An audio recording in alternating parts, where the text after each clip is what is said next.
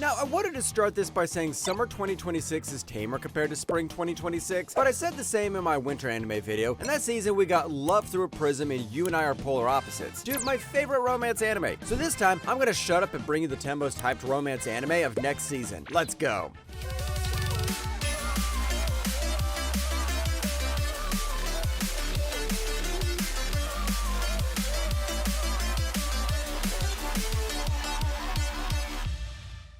Ne, 漏れちゃう。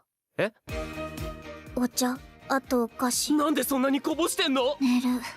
いい高さ。 We're kicking things off with a male nanny because ain't that something original. A regular dude named Itsuki gets swept up in a kidnapping and as a result somehow ends up being hired as the secret caretaker of Hinako, the most perfect and admired girl at one of Japan's most elite rich kid academies. On the outside, she's polished, graceful, and totally untouchable. But behind closed doors, she is a completely helpless girl who can't do basically anything on her own. So Itsuki transfers to the same school under a fake identity just to take care of her every day without anyone knowing. This is like a strange mix of Pet Girl Sakurasao and Hayate the Combat Butler. But yeah, this is one of those classic hidden identity rom-coms that we've seen before. But here's what makes it work. The gap between Hinako's public persona and her real self is going to be genuinely funny. And I really hope the growing affection between the two feels natural rather than forced. The studio behind this is Brains Base, which has a decent track record and it's coming out in July on Crunchyroll. そういう約束でどうだ？なんだ、まったく変わらないな。約束だよ。 Oh my god, we're already having long anime titles this season. Hayato and Haruki were best friends as little kids growing up in the countryside. They played in the mud together, did all the typical tomboy with a boy bestie stuff, until one day they got separated. Years later, Hayato transfers to a new school in the city, and there she is. Except now she's the most elegant and unreachable girl in class, the kind of girl everyone calls a flower on a high cliff. And Hayato's the only one who knows she's actually his old mud wrestling buddy. The twist here is really what sells it, because around everyone else, Haruki plays the perfect, graceful Oju-sama, but Hayato is the only guy who knows her true behavior. This season has a ton of romance anime that mixes concepts from previous anime, and this one seems to have a bit of Tomo-chan as a girl and a swapped gender version of A Star Brighter Than the Sun. It's animated by Project Number 9, which has done its fair share of cute school rom-coms, so I'm really hoping this becomes a fluffy comfort romance anime that's easy to binge. 私、本当の愛を見つけたいの。人間と結ばれた人魚なんていない。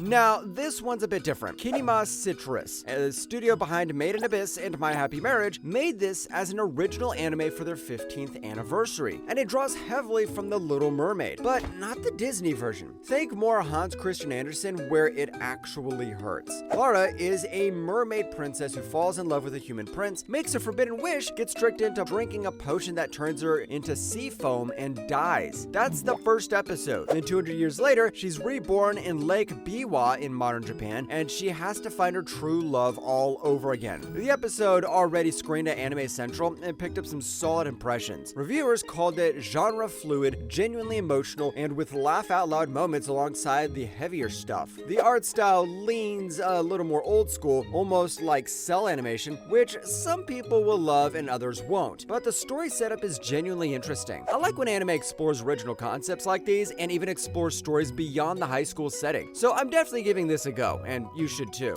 この物語はアナトリアの大地を熱い風とともに駆け抜けた。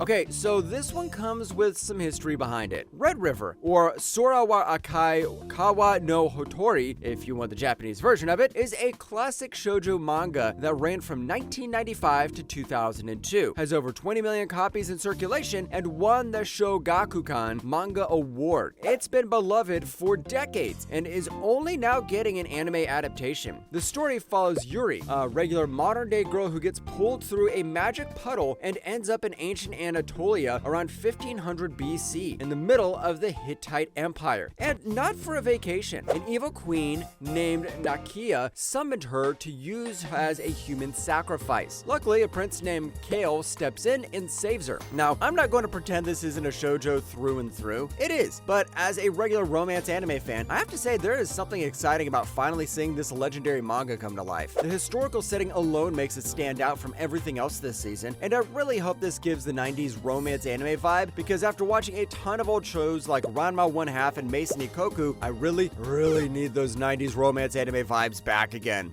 見えない冬月が見ている世界はきっと僕とは違うんだろう On a spring night in Tokyo, Kakeru, a shy, introverted university freshman who basically gave up on everything, gets dragged to a welcome party by his dorm mate. And there he meets Koharu, a blind girl who's laughing, dreaming out loud, and living her life more fully than Kakeru ever has. She can't see, but she wants to launch fireworks one day. He thinks about why she'd chase something she can't even watch, and slowly he starts to realize maybe that question matters more to him than anything has in a long time. Oh yeah, boys, get ready with the tissue boxes, because I could feel this is going to be one of those anime. Even if it doesn't have a sad ending, it's going to have a ton of emotional beats. This one even won the grand prize at the GA Bunko Awards, so the source material already has a stamp of quality on it. What I like about this concept is how it's more about two people pulling each other forward. The character designs are pretty cute, so I'm praying to God this is a cute anime instead of a sad one. ねえリン様がご寵愛を一心に受けているのは間違いないわね。お妃候補を育てるための数軍なんだから。 In a kingdom inspired by ancient China, 5 noble clans each put forward a maiden to compete for the crown prince's heart. The favorites to win: Ko-Ririn, beloved talent, the obvious frontrunner; the jealous Shu Kaigetsu, who decides to use forbidden magic to swap bodies with her, but the swap doesn't go as planned. Kaigetsu ends up in Ririn's body, which is on the verge of collapse from illness. Meanwhile, Ririn is now stuck wearing the face of a scorned villainess, getting blamed for everything Kaigetsu ever's done. And the two are now completely tangled up in each other's lives and have to work together to survive whatever dark conspiracy is brewing under the palace's surface. Do you love political court intrigue? Do you love complex female protagonists? Do you love a body swap scenario that's actually more interesting than it sounds? Then you're gonna want to keep an eye on this one. I'm already loving the plot, and watching Apothecary Diaries has given me a strange addiction to royal court politics romance anime. It's animated by Doga Kobo. Yes, the same studio behind Oshinoko, and it's already drawing comparisons to the Apothecary Diaries. ありがとうございました。いらっしゃいませ。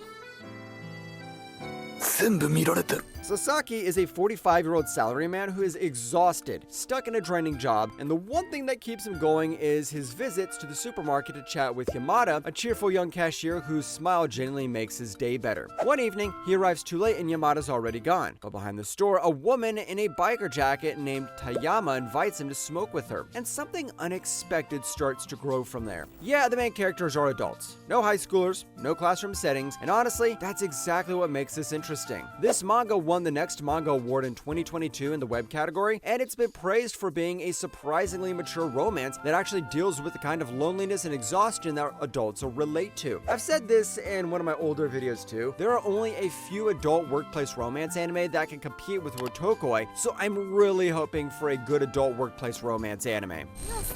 えですよ。マリエの可愛さに思わずイオンはお前たちとは違う。これではマスターに傷一つつけられませんよだってさまだやる Oh yeah, my favorite isekai anime is coming back. Remember that office worker who got forced by his little sister to play an otame game? A romance game made for women, until he basically had the whole thing memorized? Remember how he then died and woke up inside that exact game in a world where men are treated like furniture while pretty boys fight over noble ladies? And how instead of just hiding in the background, our guy Leon decided nah, and proceeded to start flipping the entire social order and ended up with the game's original heroine and the villainess. Season 2 is coming in July under Studio NG, with most of the same staff returning. Fans have already been hyped by the updated character designs, which look much closer to the light novel illustrations. Honestly, I didn't have an issue with the OG character designs, but hey, you gotta satisfy the light novel fanbase. The original light novel is fully finished at 13 volumes, so the story has a complete direction to follow. If you already watched Season 1 and forgot what happened, which is fair, it's been 4 years, go do a rewatch now. 素人だってティーチャーだってアイドルなれるドリームはフリーダム。みんなならきっといや絶対最高のステージになる So for anyone who's missed the first 2 seasons, let me set the scene. Rentaro is a high school guy who has the worst luck in middle school. 100 rejections in a row. So he prays to a god about it, and the god goes, yeah, my bad, that was a mistake. Those 100 girls were all actually your destined soulmates. And the catch? If Rentaro doesn't manage to love each and every one of them, they will die. So this guy is now building up a genuinely enormous girlfriend roster and somehow making it work because he is literally the most dedicated, wholesome harem protagonist to ever exist in anime. Season 3 premieres on July 5th on Byberry Animation Studios, and they're already teasing new girlfriends, including a gardening club member, a junior high 3rd year, and a kendo club president. Like I always said, I've read the manga, it's tons of fun, and I am still wondering how it's going to handle 100 female characters along with their chemistry. This season is supposedly adapting the Idol arc, and I'm really looking forward to that and all the anime references it's going to make.